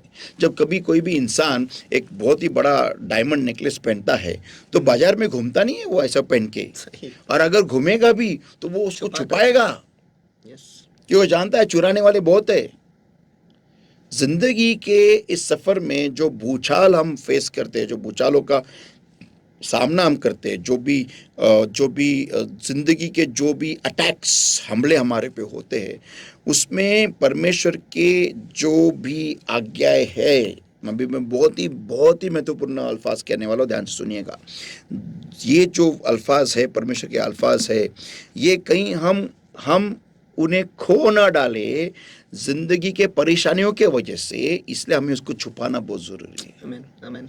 आपण आपल्या जीवनामधल्या जे काय हल्ले होते आपल्यावरती, त्या हल्ल्यांमुळे या पवित्र शब्दांना आपण हरू नये म्हणून ह्यांना लपून ठेवणं अतिशय महत्त्वाचं आहे। हरू नये म्हणजे कसं, की जर का देवानी काही मला वस्तू नाही दिली तर आपल्याला राग येतो, आपण देवाविरुद्ध भडकतो, आपण देवाला उलट उत्तर करतो, की देवावर आपण भांडणं करतो। ह्याला म्हणतात देवाबद्दलचा आदर हरवणं, देवाबद्दलचं प्रेम हरवणं, देवाबद्दलचा विश्वास हरवणं म्हणतोय मी। कारण का तर जगामधल्या ह्या वादळमय परिस्थितीमध्ये माझ्याकडून हे वचन हरवून गेलं की देवावरचा विश्वास किती महत्त्वाचा आहे, की विश्वास मला उत्तर आणणारा आहे। आमीन। विश्वास मुझे जवाब लाने वाला है, ना कि कोई इंसान की दुआ। तो मुझे दुआ में बैठना है विश्वास के साथ में, ये वचन में लिखा है। तो इसे मुझे छुपाए रखना बहुत जरूरी होता है। आमीन। यहाँ पर दिल में, hide my commandments with the, मेरे आज्ञाओं को तेरे साथ, तेरे अंदर छुपाए रख। यस, आगे लिखा है, सो दैट दाउ इंक्लाइन दाइन ईयर अनटू विजडम। जब तू इसे छुपाएगा और मेरे अल्फाजों को स्वीकारेगा, तो ही तू तेरा कान ज्ञान की ओर, ज्ञान की ओर तू लगाएगा। आमीन आमीन। क्योंकि ज्ञान का वैल्यू उसी को होता है, सुनिएगा, ज्ञान का वैल्यू उसी को होता है जिसने इन अल्फाजों को यहाँ पर छुपाया है। आमीन आमीन। तो पास्टर क्या ये कहना गलत नहीं होगा कि एक मिनट मुझे बोलने दो। इसीलिए कलीसिया में जो लोग होते हैं ना, वो क्यों वचन को इतनी अहमियत नहीं देते? क्योंकि वचन जो आता है ना कलीसिया में, वो आता है रेमा, ज्ञान, विजडम, पावर, और उनके लिए वो बोर है। आमीन। कोई कोई लोगों के लिए है, क्यों है, काहे के लिए है, क्यों? क्योंकि वो उनके हफ्ता भर की जिंदगी में इस वचन को यहां छुपाए नहीं रखते, इसीलिए उनके लिए क्या है। हाँ, अभी बोलो। तो उससे ही संबंधित है एक्चुअली जो मैं कहने वाला था कि परमेश्वर ने आदम को बस एक ही आज्ञा दी है, और यहाँ पे लिखा है कि मेरे बेटे अगर तू मेरे शब्दों को स्वीकारेगा नहीं, तो परमेश्वर जरूर उसके शब्द ही बोले हैं, और उसकी आज्ञा आदम ने उसके दिल में या उसके अंदर उसने छुपाया ही नहीं, इसलिए उसकी अहमति उसे नहीं थी। नहीं, वो एक आज्ञा नहीं थी। देखो, तुम्हें बात समझनी जरूरी है। जब हम परमेश्वर के सामने जाते हैं ना, तो कैसा है, देखो, द लॉ ऑफ, अभी जो बात मैं बोलने वाला हूं, the law of Moses and the law of faith. Law of Moses है ना, कंप्लीट है, सॉरी, उसका स्टार्ट है, उसका एंड है। लेकिन लॉ ऑफ फेथ या फिर law of grace is, I cannot say incomplete, but it is limitless. Means, for example, जो तुम्हारे लिए अलाउड है वो मेरे लिए अलाउड नहीं है। समझ में आया? सही। मीन्स अगर जितना टाइम तुम दुआ में नहीं, जितना टाइम तुम दुआ में बैठोगे उतना तुम्हारे लिए काफी है, लेकिन मेरे लिए उतना टाइम काफी नहीं। तो मैं तुम्हारे लिए जो परवाना दिया गया, आपको जो परमेश्वर ने अलाउ किया है, अगर मैं उस हिसाब से मेरी जिंदगी जीऊंगा ना, तो मुझे परमेश्वर फटके के बाद फटके देगा। इसका मतलब ये होता है कि तुम्हारे लिए जो लॉ है वो मेरे लिए लॉ अलग है। समझ में आया? जी हाँ। तो ये मुझे मालूम कैसे होगा? जब मैं परमेश्वर के मुख के सामने जाके बैठूंगा। तो मैं ये नहीं बोल सकता परमेश्वर को, तूने सुनु पास्टर को अलाउ किया, मुझे क्यों नहीं अलाउ करता? तो लॉर्ड क्या बोलेगा? वो सुनु पास्टर है, वो सुनु है, और तू है। लेकिन मूसा के नियम शास्त्र में, मूसा के नियम में वो लॉ सबके लिए समान था। है। जी हाँ। समझ में आया सबको? इसीलिए जो इज़राइल के लोग हैं, जो कलीसिया के लोग हैं, उनके ऊपर कृपा दृष्टि बहुत ज्यादा है परमेश्वर की, लेकिन सेवक वर्ग के लिए बहुत कम है। उनको परमेश्वर बहुत ज्यादा और स्ट्रिक्टली, या फिर क्या कहते हैं इसको हिंदी में, कड़क नहीं कह सकते, उसको क्या कहते हैं, बहुत ही स्ट्रिक्टली उनको परमेश्वर उनके ऊपर काम करता है, क्योंकि वो अलग ही लॉ से वो परमेश्वर उनको देखता है। नियम उनके लिए और कड़क है। यस। और जैसे कहते हैं पांचों उंगलियां समान नहीं है। Yes, absolutely. वैसे तो जो लॉ है ना परमेश्वर का जो law in the old testament, पुराने नियम में, वो सेम है, भले वो प्रीस्ट होने दो या फिर कोई होने दो। जी हाँ। लेकिन जो लॉ अभी कृपा में है ना, वो बहुत अलग है, हर एक के लिए अलग अलग है, हर एक के लिए ऐसा है। तो वो ज्यादा डेंजरस है, हमें ज्यादा डेंजरस है, बहुत खतरनाक है। ओके, तो यहां लिखा है कि thou will incline thine ear unto wisdom and apply thine heart to understanding. और अपने हृदय को समझ की ओर तू लगाएगा। हाँ, कब लगाएगा? अगर तू मेरे अल्फाजों को स्वीकारेगा और मेरे आज्ञाओं को छुपाएगा, तो ही तू कर पाएगा, ना तो नहीं कर पाएगा। आगे लिखा है, ये if thou criest after knowledge and liftest up thy voice for understanding, ये आदम का काम था रोज परमेश्वर के सामने जाके नॉलेज के लिए रोना, परमेश्वर पुकारना, चिल्लाना और अंडरस्टैंडिंग के लिए मांगना परमेश्वर से। ये आदम का काम था और वो ये नहीं करता था, मैं ये गारंटी से कह सकता हूं। क्यों? मैं मेरे जिंदगी के द्वारा बता सकता हूं, क्योंकि जो गलतियां मैं करता हूं वही गलतियां आदम ने की है, और वो है पेड़ों के पीछे छुपने की। देखो, मैं जानता हूं यावे ईरे है मेरी हर जरूरत को पूरा करने वाला, फिर भी मैं लोन लेता हूं। ये उसी समान है कि मैं पेड़ों के पीछे छुपता हूं। मैं जानता हूं यावे ईरे है, फिर भी मैं लोन लूंगा, छुपता हूं पेड़ों के पीछे। मैं जानता हूं यावे राफा है, फिर भी मैं दवाई लूंगा, हॉस्पिटल जाऊंगा, मैं मेडिक्लेम सब कुछ करूंगा। क्यों? क्योंकि मैं जानता हूं। जैसे आदम भी जानता था, लेकिन वो छुपा। जब मेरे खिलाफ कोई पुलिस कंप्लेंट करता है या फिर कोई झगड़ा करने को मेरे साथ आता है, तो मैं भी उनको मारता हूं पकड़ के। मैं जानता हूं यहोवा निसी है मेरा वो, लेकिन फिर भी मैं केस मेरे हाथ में लूंगा। समझा? बराबर है ना? ओके। मैं जानता हूं यहोवा शालोम है। मैं जानता हूं, जानने में क्या सब कुछ मैं जानता हूं, लेकिन फिर भी मैं मेरी शांति खो डालूंगा। क्यों? क्योंकि एक चीज या फिर किसी ने कुछ बोला है, बस उतना ही। मैं जानता हूं यहोवा शामा है, खुदा जो मेरे साथ में है। मैं जानता हूं, लेकिन फिर भी मैं चिल्ला के कहूंगा कि मेरे साथ कोई नहीं, मैं अकेला हूं। ये वही हो गया, आदम पेड़ के पीछे छुप गया। वो जानता था कि परमेश्वर सब जगह एक ही टाइम पे उपस्थित होता है, फिर भी वो छुप गया। क्योंकि ये वो ऊपर के बात, receive my words and hide my commandments. If thou criest after knowledge and liftest up thy voice for understanding, if thou seekest her as silver and searchest her for as for hid treasures, और उसको चांदी के समान ढूंढे और गुप्त धन के समान उसकी खोज में लगा रहे। yeah, then shalt thou understand the fear of the Lord and find the knowledge of God. तो ही तू यहोवा के भय को समझेगा और परमेश्वर का ज्ञान तुझे प्राप्त होगा। For the Lord giveth wisdom, out of his mouth cometh knowledge and understanding. क्योंकि बुद्धि यहोवा ही देता है, ज्ञान और समझ की बातें उसी के मुंह से निकलती है। He layeth up sound wisdom for the righteous, he is a buckler to them that walk uprightly. वह सीधे लोगों के लिए खरी बुद्धि रख छोड़ता है और खराई से चलते हैं उनके लिए वह ढाल ठहरता है। आमीन। मैं ये आदम के साथ क्यों नहीं हुआ? क्योंकि वो पहले वचन में ही वो उसका विकेट खत्म हो गया। इसलिए शैतान को भी उसके सिर्फ एक ही उसका मुंह में गिराने की उसने कोशिश की, बाकी को दो उसने कुछ इस्तेमाल किया नहीं, क्योंकि जरूरत ही नहीं था। मालूम था ये जाने वाले दोनों भी,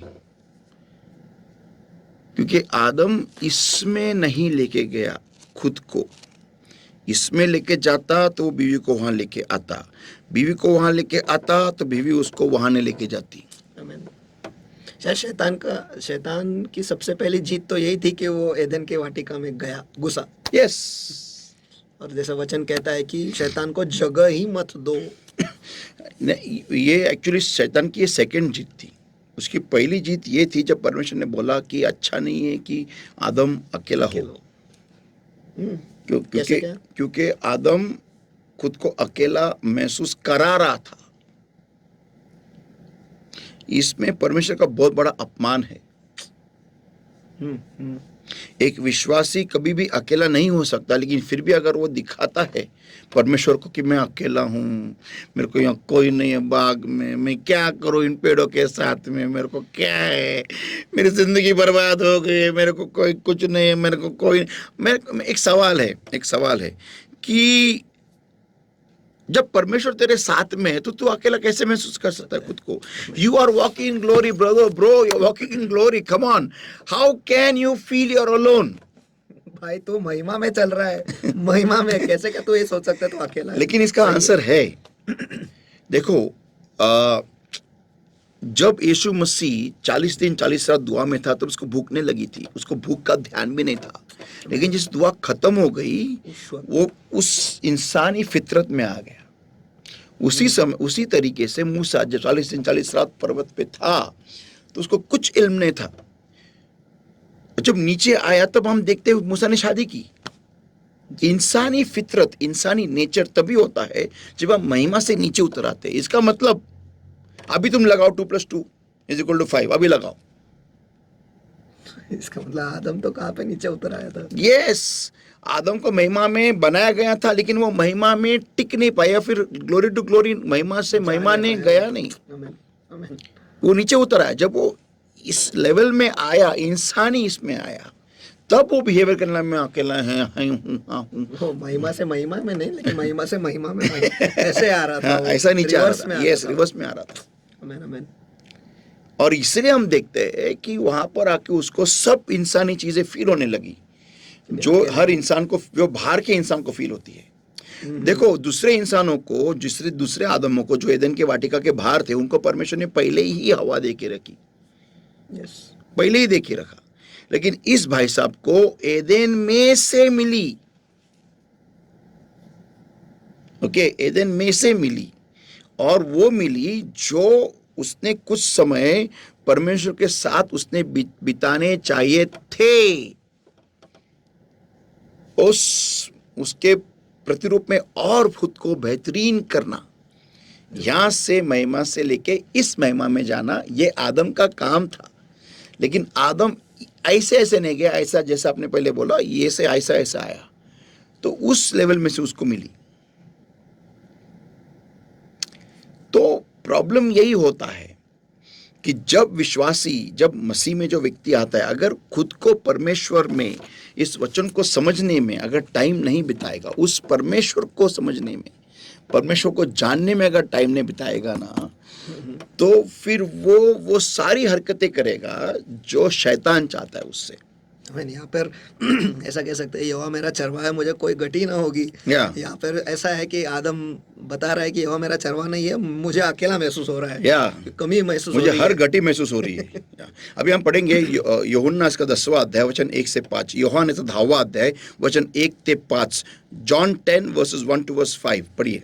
यूहन्ना इसका 10वां अध्याय वचन 1 से आगे मैं पढ़ता हूँ। मैं तुमसे सच सच कहता हूँ कि जो कोई द्वार से भेड़शाला में प्रवेश नहीं करता, परंतु किसी दूसरे ओर से चढ़ जाता है, वह चोर और डाकू है। हाँ, क्या दूसरे ओर से चढ़ जाता है, वो चोर या डाकू है। ये बात ध्यान में रखो। ओके, अभी आगे।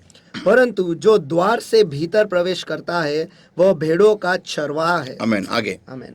उसके लिए द्वारपाल द्वार खोल देता है, और भेड़ें उसका शब्द सुनती है, और वह अपनी भेड़ों को नाम लेकर बुलाता है और बाहर ले जाता है। ओके। और जब वह अपनी सब भेड़ों को बाहर निकाल चुकता है, तो उनके आगे आगे चलता है, और भेड़ उसके पीछे पीछे हो लेती है। नहीं, हाँ, क्या? क्योंकि वे उसका शब्द पहचानती है। हाँ, वे उसका शब्द पहचानती है। क्यों? क्योंकि वो उनको पर्सनली नाम से बुलाता है। आदम को परमेश्वर नाम से बुला रहा था, वेयर आर्ट दाउ एडम। आमीन। और वो उसका शब्द पहचानता था, लेकिन वो उसी लेवल पे अटक गया था। कौन से लेवल पे? जिस लेवल पे उसको इंसान जैसा फील होने लगा था, और वहीं से वो नीचे आ रहा था, वो ऊपर गया नहीं। इधर क्या लिखा है? सी, and when he putteth forth his own sheep, he goeth before them. Okay? क्या लिखा है? और जब वह अपनी सब भेड़ों को बाहर निकाल चुकता है तो उनके आगे आगे चलता है, and the sheep follow him, और भेड़ उसके पीछे पीछे हो लेती है। अभी आदम उसके पीछे जा रहा था क्या खुदा के? क्या खुदा उसको लेके गया था पेड़ के पास? नहीं, खुदा ने लेके गया उसको पेड़ के पास। फिर वो उधर क्यों गया? क्योंकि उसका चरवा बदल गया। आमीन आमीन। उसका चरवा चरवी ही हो गई, फीमेल पास्टर हो गई, और जो बीवी बोल रही है वो करने लगा है। अभी आगे, for they know his voice, क्योंकि वे उसका शब्द पहचानती है। हाँ, अभी आदम किसका शब्द पहचानता था? अगर उस देखो,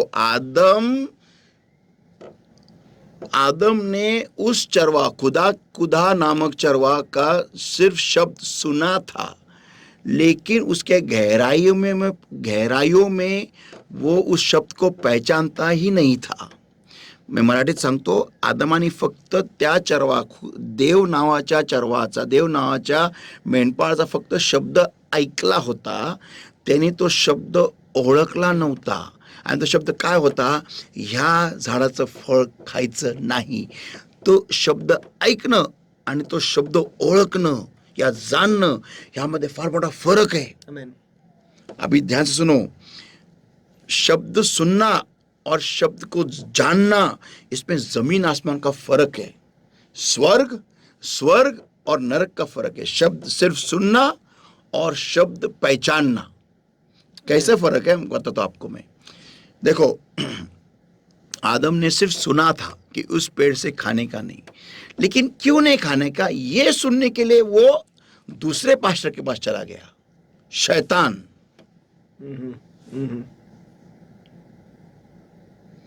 उसके उस शब्द के गहराइयों में, जैसे देखो, आज जब हम बाइबल सिखाते हैं कलीसिया में, सुनते सब लोग हैं, लेकिन लेकिन ऐसा ही क्यों, ये पूछने वाले कितने लोग होते हैं? नहीं, ठीक है, चलो इधर लिखा है ना, तो लेकिन ऐसा ही क्यों है? नहीं, मैं ये जानने के लिए और गहराई में जाऊंगा. परमेश्वर ने जानबूझ के इसको एक पहेली करके रखा है, ताकि आप और मैं, हम सब लोग इसको जानने के लिए खुद को हम टाइम अलग निकालेंगे. खुद को अलग करेंगे दुनिया से, और उससे रिश्ता जोड़ेंगे, नाता जोड़ेंगे. ये परमेश्वर चाहता है. इससे मुझे वो घटना याद आ रही है पास्टर, कि जहाँ पर पतरस जो है वो जेल से बाहर निकला था. हाँ. और वो वहां पर आया था, जो सारे जमा थे, और वो दरवाजे पर था. किसी ने पहचाना, लेकिन उस लड़की ने पहचाना कि पतरस है बाहर. करेक्ट, क्योंकि उसका वो आवाज जानती थी, पहचानती थी. यस.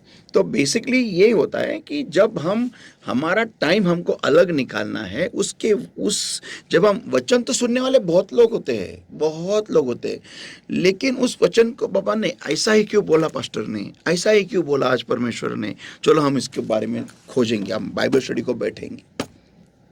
हमने बाइबल स्टडी करे वो अलग है. मेरे पर्सनल बाइबल स्टडी में मैं इस अध्याय पे अध्ययन कर रहा हूँ, और मुझे कोई डिस्टर्ब ना करे, इसलिए मैं फ़ोन बंद कर रहा हूँ, मेरा रूम लॉक कर रहा हूँ, खिड़कियाँ सब दरवाजे बंद है, मुझे कोई डिस्टर्बेंस नहीं है. मुझे यहाँ पढ़ना है कि ऐसा ही क्यों लिखा हुआ है. फिर यहाँ से रेफरेंस, वहाँ से रेफरेंस, ये वो करते 2-3 घंटा कब चला बीता वही मालूम नहीं पड़ा. तो ये जो है ना, ये परमेश्वर को जानना. क्या यहाँ पर हम कह सकते हैं भीड़ और चेलों में फर्क? एब्सोल्युटली. और इधर क्या लिखा है, अभी वचन 5 पढ़िए. परंतु वे पराये के पीछे नहीं जाएगी.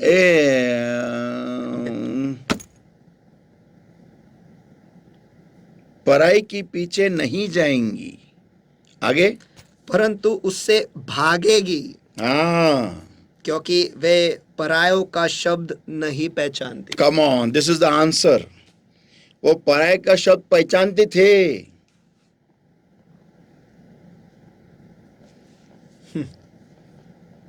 ते परक्या व्यक्तीचा आवाज ओळखत होते. आणि कसे ओळखत होते? त्याच्या बायको थ्रू तो ओळखत होता.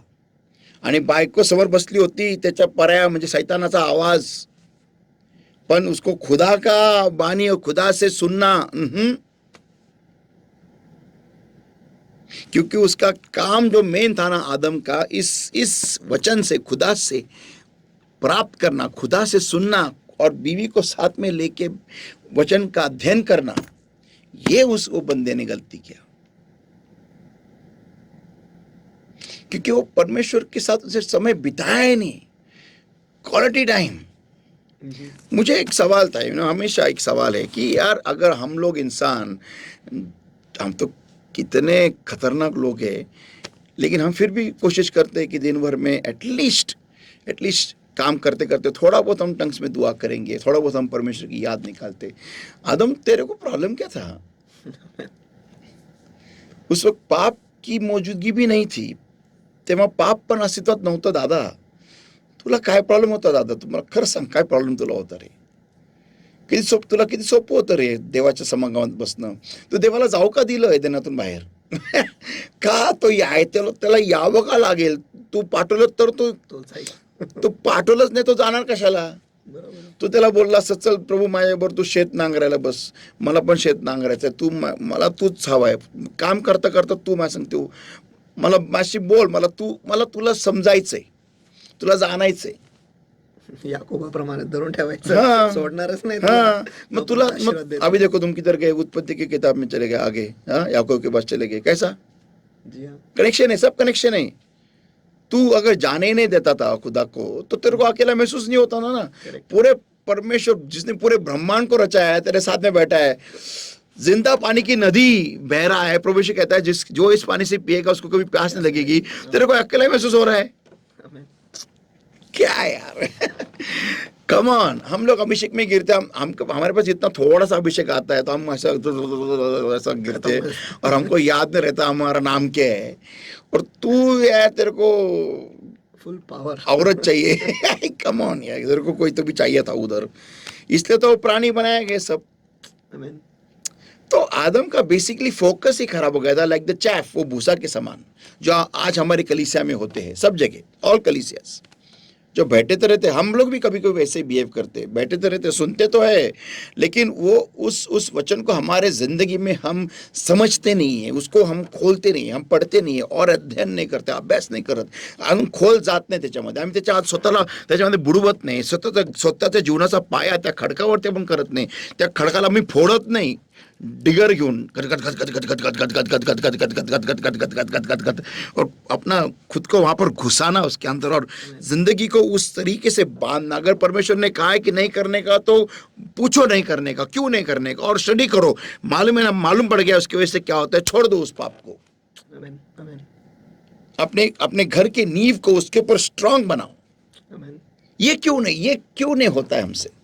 क्यों हम उस पहले आदम की तरह होते हैं जो परमेश्वर के साथ में बैठते, महिमा देखते, अभिषेक देखते, सब देखते, लेकिन बदलाव हमारे जिंदगी में हम उसको अंदर लाने नहीं देते. क्यों ऐसा है? इसलिए आदम सोच सका कि परमेश्वर से मैं छुपूंगा.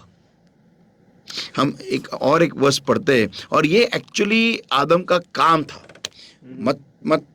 मत्ती 26 वचन 41 मैथ्यू 26 वर्स 41. और मत्ती रची सुसमाचार इसका 26वां अध्याय वचन 41, जागते रहो और प्रार्थना करते रहो कि तुम परीक्षा में न पड़ो. आत्मा तो तैयार है परंतु शरीर दुर्बल है. जागते रहो और प्रार्थना करते रहो, ये आदम का काम था एदेन वाटिका के बारे में, कि जागना और प्रार्थना में तत्पर रहना ताकि शैतान वहां नहीं आ सके. यहाँ पर हिंदी में अलग है और अंग्रेजी में अलग. में फिर एक बार पढ़ता हूँ. जागते रहो और प्रार्थना करते रहो ताकि तुम मोह में प्रवेश ना करो. Enter not into temptation. तो बेसिकली ये आदम का काम था, जागना. और ये भी प्रभु यीशु मसीह ने कहाँ बोला है? एक वाटिका में ही बोला है, गेत्सेमनी नामक वाटिका में, जिथे गेत्सेमनी बागेमध्ये प्रभू यीशु ख्रिस्त बोललेला आहे की जागे राहा आणि प्रार्थनेत राहा.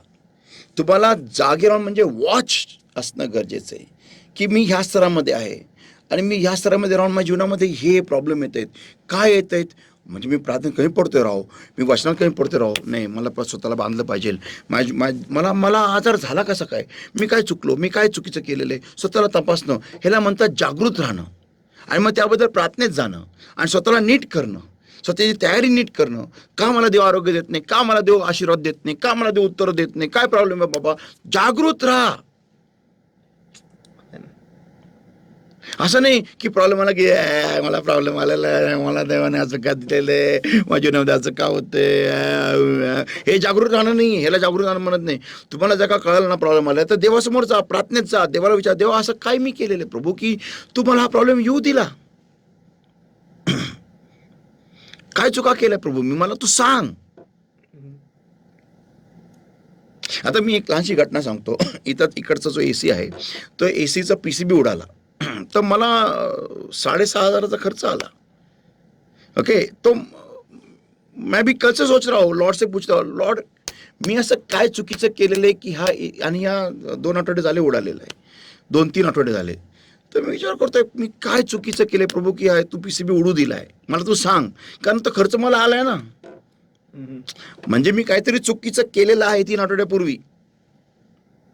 आता I don't know what I am going to ask the Lord, मेरे को चाहिए जवाब, क्योंकि मैं बार बार नहीं रिपेयर कर सकता ना इसको. हर बार में 6,000-4,500 घलाएगा तो फायदा क्या फिर पैसा कमाने का. ये इतना बड़ा खड्डा नहीं चलेगा मेरे को. मैंने वो टेक्नीशियन से पूछा भी, मैंने ऐसे क्या किया रहेगा कि इसके वजह से उड़ गया. बोले सर वो बता नहीं सकते, वो उड़ सकता है. अरे ऐसा कैसे उड़ सकता है. तो वो टेक्नीशियन, उसको क्या मालूम बेचारे को, लेकिन वो मेरा एसी है ना, और परमेश्वर के राज्य में इस्तेमाल होने वाला एसी है, वो ऐसा कैसे उड़ सकता है PCB उसका. इसका मतलब 3 या 4 हफ्ते पहले मैंने कुछ तो भी गलती की है. मैं खुद बता रहा हूँ कैमरा पे. अभी वो क्या गलती है मैं नहीं जानता, लेकिन मैं परमेश्वर से मांगने वाला हूँ. मैं मांग रहा हूँ. मैं एक्चुअली जब से मुझे बिल आया ना 4,500, जब से मुझे मालूम पड़ा कि PCB उड़ गया, तब से मैं लॉर्ड से बोल रहा हूँ कि क्या गलती की मुझे बता. मुझे 1 हफ्ते पहले मालूम पड़ गया कि PCB उड़ गया है, तो क्या गलती की है, काय चुकले मला सांग प्रभू. What is wrong, I must know. तो इसको कहते सचेत रह के दुआ में रहना. जागे राहून प्रार्थनेत राहणं. जागे म्हणजे जागे राहणं असं नाही, जागे राहणं तुमच्या जीवनामध्ये काय घडामोडी घडते की बाबा आता मला कळलं पाहिजे की बाबा मला असं का फील होतंय, म्हणजे मी काहीतरी चुकतोय, त्याच वेळेस स्वतःला लगेच नीट करून. म्हणजे असं थोडकं म्हणता येईल की आता मला वाटलं असणार की तो मनुष्यच नाहीये. ऐसा आदम को शायद महसूस हुआ होगा कि मैं इंसान ही नहीं हूं, मैं सुपरमैन हूं, मैं खुदा हूं. हाँ, क्योंकि आदमी की बुद्धि तभी भ्रष्ट होती है जब वो खुद को खुदा समझने लगता है कि मैं गलती प्रूफ हूं, मैं गलती करूंगा ही नहीं. No no. अभी मैंने मेरा प्रोडक्ट डेवलप किया है, बहुत साल हो गए प्रोडक्ट डेवलप किया हुआ, लेकिन अभी भी मैंने उसको फुल फ्लेजेडली लॉन्च नहीं किया मार्केट में. क्यों? उस दिन जुड़ा मुझे पूछ रहा था कि इतना टाइम क्यों लग रहा है, इतना क्या हो रहा है. पर नहीं, अपने प्रोडक्ट को मार्केट के लिए उसको टेस्ट ट्रायल से जाना बहुत ज़रूरी है. उसको जितने बार हो सके उतना उसको फेल होना ज़रूरी है. जितने बार वो अपने सामने फेल होगा उतना ही वो उस पब्लिक में जाके सक्सीड होगा. तो उसको जांचना, उसको तराशना, उसको सही करना, क्योंकि जो पब्लिक है वो उस तो बार बार किसी के घर में नहीं जाने वाला. नहीं इसको ऐसा इस्तेमाल करो, इसको ऐसा इस्तेमाल करो. एक बार तूने जो लिख के दिया है वो लिख के दिया है, पीछे की कैसा उसको इस्तेमाल करना है. तो वो प्रोडक्ट को तुमको जांचना, टेस्ट करना, उसको उसकी जो स्ट्रेंथ है, उसकी जो पॉजिटिव एंड नेगेटिव है, वो तुम्हारे छोटे ही इसमें अगर वो यहीं से अगर गिरेगा तो अच्छा है, वो ऊंचाई से प्रोडक्ट गिरेगा तो कंपनी बंद है. तो तुमको जांचना जरूरी है, टेस्ट करना जरूरी है. आपको मालूम है, शायद आपको मालूम है कि नहीं मालूम, Note 8 था शायद, सैमसंग का Note 8.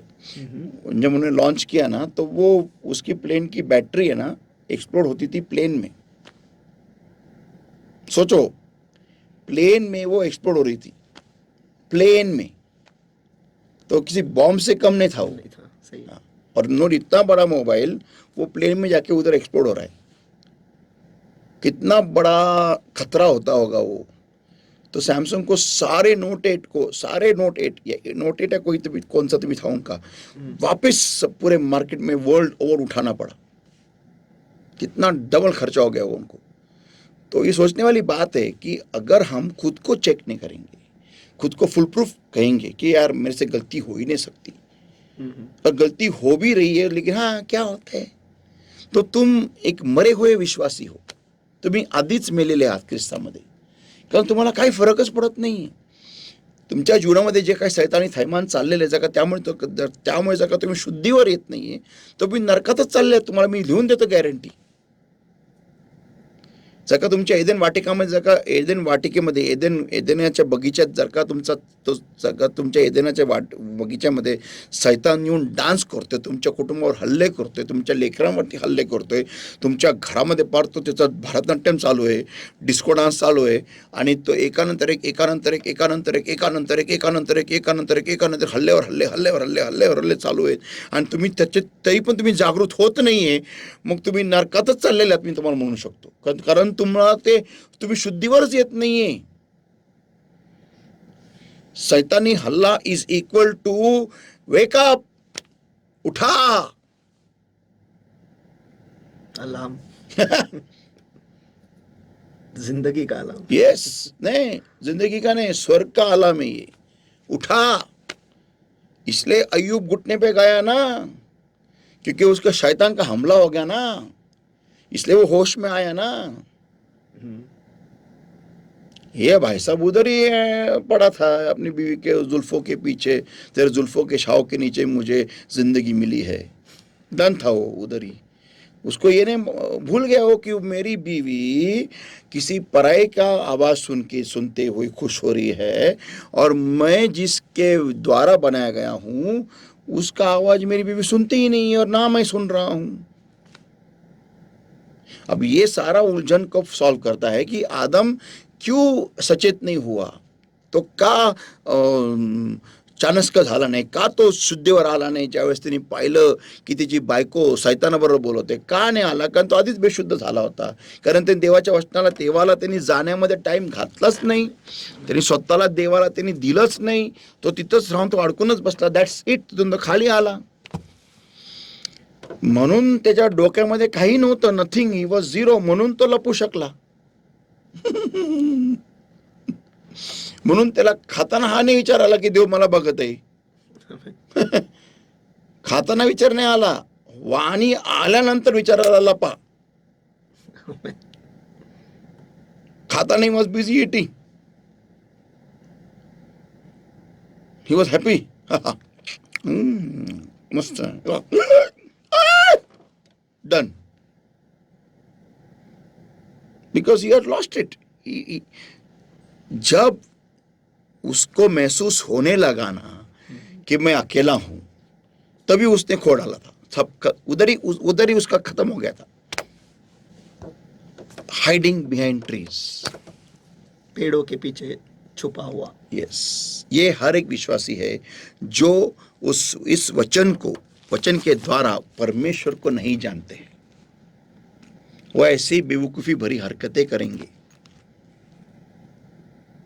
और ये मेरे लिए उतना ही लागू है जितना आपके लिए है, इनफैक्ट मेरे लिए कहीं ज्यादा लागू है, क्योंकि कभी कभी मैं भी पेड़ों के बीच छुप जाता हूं। That's it. Thank you, Lord my God, for speaking to us and opening our eyes and showing us how we are just like Adam many a times in our life. Forgive us, Lord my God, for not taking your word seriously, not taking you seriously, not building up a relationship with you, to know you, to understand your word, to understand you through your word, to dwell upon you, to know you, to spend time with you, to develop and cultivate our relationship, O Lord my God. Beloved Lord, I pray, give us one more chance. I seal today's word in our hearts with the precious blood, precious oil and fire of the Holy Spirit. Help us to bring forth fruit hundredfold accordingly, Lord. A part of darkness and to steal this word, Lord. I've been destroying it, consumed with the fire of the Holy Ghost. In the name of the Lord Jesus Christ of Nazareth, set ourselves free in Jesus' mighty name. Get out, come on, Jesus' mighty name. Thank you, Holy Spirit of God. You take charge and seal us all in today's word and today's running with the precious blood, precious oil and the fire of the Holy Spirit. In the name of the Lord Jesus Christ of Nazareth, we pray and we ask. Amen. मुझे विश्वास है, भरोसा है कि आज के वचन के द्वारा और आज के बाइबल स्टडी के द्वारा आप आशीषित हुए हैं। पेड़ों के पीछे छुपा हुआ हम ऐसे लोग नहीं होना चाहते, लेकिन परमेश्वर का वचन कहता है कि जो धर्मी है वो छुपेंगे ज़रूर, लेकिन प्रभु यीशु नामक दुर्ग में जाकर छुपेंगे। हम ऐसे बने कि हम इस वचन में पूरी तरह से अपने आप को ढक ले, अपने आप को उसमें छुपा ले और ये वचन अपने आप में हम छुपा ले। बस हमें यही करना है ताकि हम उसके वचनों में रहे और वो हमारे साथ आकर रहे और पिता जो है वो हमसे प्यार करे। और सचमुच अगर जब पिता हमसे प्यार करेगा तो आप सोच भी नहीं सकते कि आपके ज़िंदगी में क्या होगा। मैं भूचालों की बात नहीं कर रहा हूँ, लेकिन जो विजय ज़िंदगी आप जियोगे उसका इल्म भी आपको नहीं होगा। सचमुच वो बहुत उम्दा है, बहुत ही अद्भुत है जब परमेश्वर हमारे साथ खड़ा रहता है, हमारे साथ रहता है। ये एक अलग ही स्तर है। तो अगर इस बाइबल स्टडी के कुछ आपके सवाल है तो जल्दी से आप उसे मेरे व्हाट्सएप नंबर पर यानी 9764530500 इस पर भेज सकते हो और आने वाले गुरुवार को आपके जो जवाब है आपके जो सवाल है वो हम ज़रूर लेंगे और आपका जवाब जो है पवित्र आत्मा ज़रूर देगा, इसका मुझे विश्वास है और भरोसा है। और मुझे ये भी विश्वास है कि आप सभी लोगों को ये जो बाइबल स्टडी वो पसंद आ रहा है। तो जल्दी से जल्दी टैबरनेकल मिनिस्ट्री इंटरनेशनल ये जो यूट्यूब चैनल है उसे सब्सक्राइब कीजिए और बेल आइकन क्लिक करना भूलिएगा नहीं, ताकि जब ऐसे रेमा वचन आए तुरंत ही आप उसे सुन सकते हो और आपकी ज़िंदगी में उसे ग्रहण कर सकते हो और जो आशीषें आपके लिए रुके हुए उसे आप प्राप्त कर सकते हो।